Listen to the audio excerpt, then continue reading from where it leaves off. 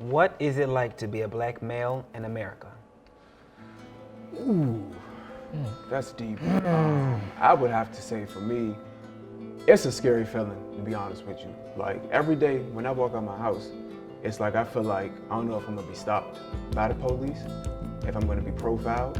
I don't know if they're gonna say I fit the description of somebody else that they're looking for, because I've been in situations like that, and it's very scary when you're by yourself. So I would say for me, like it's one of the scariest things that you could go through in life. For the people who are not black, who don't know because they don't understand, it's really scary. Yeah, being a black man in America, man, that's what it's like. That's crazy. I mean, you know, for the most part, you go places that you like used to. It's pretty smooth. You know, you say what's up to people that you know and whatnot. But when you go in different areas where it's like not so black, you know, in America, it's like you know, you kind of get like different looks, you know. And I don't know, it's just like a certain way you gotta carry yourself, because it's just so much profile, you know. I might go into a store and I'm just looking to get like one or two things, but you know, maybe they think I'm trying to rob somebody or something, you know. And that's not always the case. And it's just, I don't know, it's a weird feeling. You know, you never know when a cop is gonna try to pull you over, you know, press you out for something you didn't do. And yeah, you know, it's just funny. I've been pulled over and profiled as well, and it isn't a good feeling at all. Like you were saying, it's not a good feeling, and it happens at the most unexpected times. It's just, you could be minding your business, having a good time, be alone, be with friends. It just really doesn't matter, and I feel like that it's a target. Yeah. As proud as I am to be who I am and to do everything that I do, it's a large target. And with that target, it comes like so many consequences, like in so many different avenues. You know, it's so deep. You know, you are disliked and you don't even know why. You don't even know who's next. Like why don't you like me? You know. Even professions, corporate, no matter what you do, sports, anything. You are a black man in America, so you have a target on your back. Right. You know, you feel as though, hey, I'm doing the right thing. I'm going to school, I'm in college, I'm making a team, I'm making grades, I'm doing this, I'm doing that. I'm crossing the street to go get something from the store for my mother. Boom. Hey, what you doing over there? You know, and it happens. So even in neighborhoods or neighbors, people that you don't even know, let's say you happen to be walking through, minding your own business, now they call, hey, somebody suspicious, walking through the street.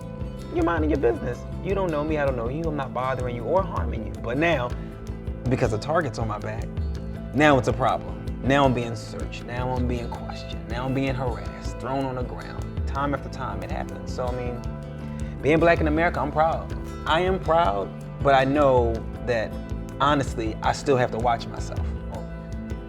Always. I would say being black in America is like being the bad guy in a movie, always, without knowing it. That's a good one. You could be the best athlete in the world, the best actor, and you would still be put as second rate to somebody who is from a European background or any other background. You could have a good credit and still go to a bank and they could still deny you just because you're black. Being black in America is being the best thing in this country and being treated like the worst thing in this country. And as much as people say, oh, it has changed or so on and so forth, but it's the same thing happening now that's been happening all throughout the years. People are still getting shot in the street. Black men are still getting beaten. Black women are disappearing and nobody ever puts it in the news.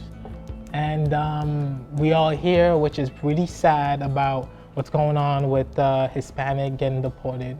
But how many of you guys actually hear about all the Africans that get shipped off without ever doing a single thing? Being black in America is being born as a black female and knowing that you will never be the prettiest thing in the world.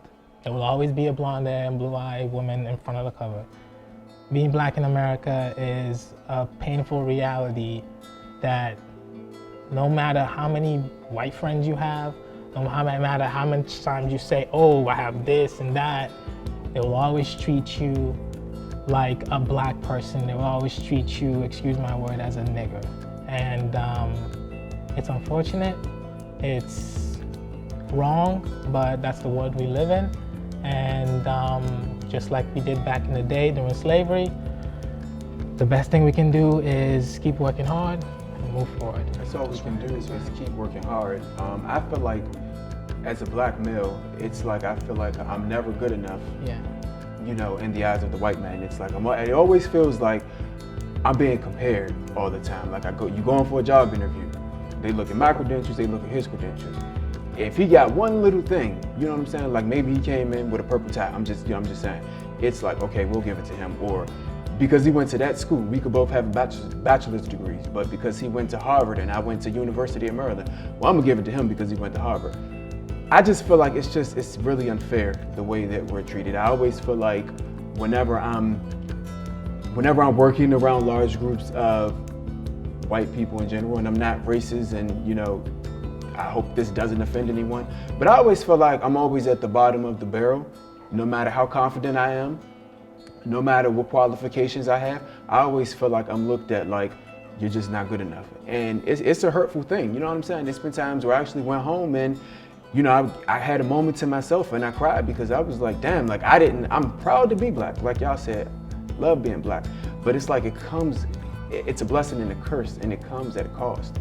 And I'm just at that point where I'm like, why does it have to be that way? You know what I'm saying? Like, why do I always have to be compared?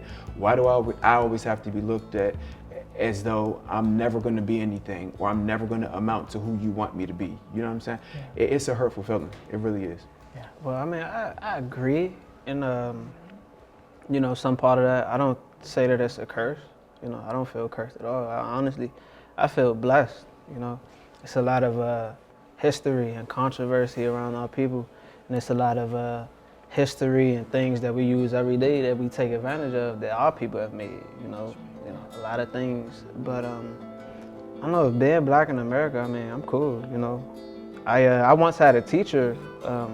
He was like real active in the civil rights movement, and he used to walk around with a jacket that said "Cool Color Kid," and like some of the other like white kids, they kind of like got mad at him, but they never really approached him. They just kind of like talked from a distance. So yeah, you know, I live my life every day. I don't worry about what could happen or what won't happen, you know, as it prefers to, you know, cops and things like that, because, you know, there's definitely a good chunk of racism still left in America, in the world even, you know, and it's not always just straight towards blacks. A lot of it has been directed towards, you know, Latinos, Mexicans, Hispanics, you know, and, you know, they're in bad situations and whatnot too. But, you know, they're very relatable, you know, in a way. But at the end of the day, I feel like as a people, we all should stick together. You know, just for reference, if we was to have like a crisis, you know, just something crazy like aliens or something, you know, we wouldn't look at each other as like, oh, he's black, he's white, you know, we would work together. And that's really kind of where the world is going towards now. Like, even though it's a lot of racism still left, I see a lot more, you know, diversity, like even in protests. I see, you know, a lot of whites, Hispanics, blacks, all people. And I noticed that too. It's like when something bad happens, it's like everybody comes together, no matter the race, religion, it's like we all come together. So I look at life like, why can't we be like that every day? Why does it always have to be like chaos? Chaos in order for us to come together and just unite as one. Yeah, but I just don't understand. We always come together, but in the end of the whole protest or whatever happens, black people always get shifted to the side. You always see that over and over and over again. Look, for example, we talk about all the other races, and which all of them have suffered, but the truth is, the civil rights movement and all that, the reason why all these other races go to the same school as we do was because of all these black leaders that made it happen. But how many people bring a light to that? How many people bring a light to most of the stuff that we do? In the end of the day, all of our things that we do, we always come and help people out, but we always get pushed to the side in the end. That's the way I always feel. It's a sad situation, but it is what it is. And that's what it's like, y'all, to be black in America. And that's not even the half of it. Right.